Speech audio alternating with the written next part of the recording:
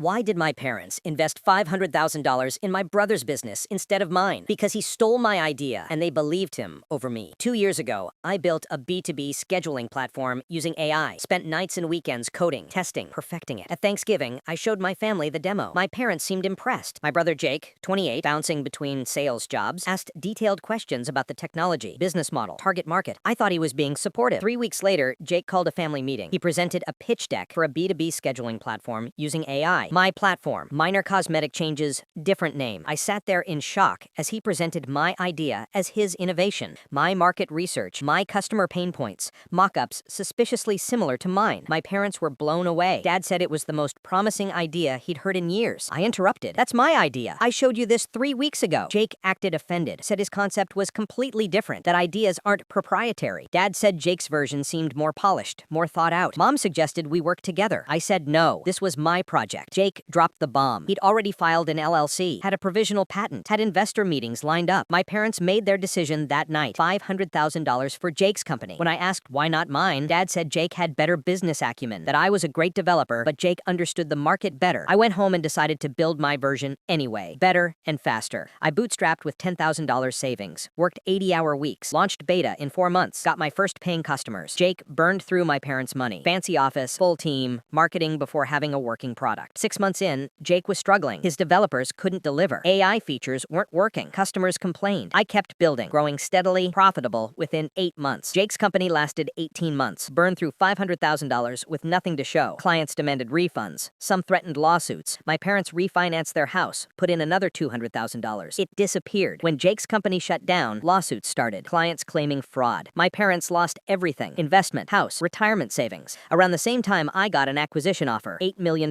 I accepted. The day it closed, my parents called, facing legal fees they couldn't afford, asked if I could help. We're family. I reminded them when I needed help, they chose Jake, the son who stole from me, over the son who built something real. Dad said they'd made a mistake. Jake seemed so confident. I said confidence isn't competence. They bet on the wrong son. Mom cried, said I was cruel, that I owed them. I said I didn't owe them anything. Jake called a week later, asked if I had positions open, said he'd learned from his failure. I laughed, told him I'd rather hire a stranger than someone who stole from me. He said I was holding a grudge. I hung up. My parents still call, say I'm tearing the family apart, that I'm selfish. But they chose the lie over the truth, the performance over substance. Now they're paying the price. I'm not being cruel. I'm just refusing to save people who wouldn't save me. If you've ever had someone steal your idea and get rewarded for it, hit subscribe, because sometimes the best revenge is just succeeding. Have you ever had a family member steal from you? How did you handle it?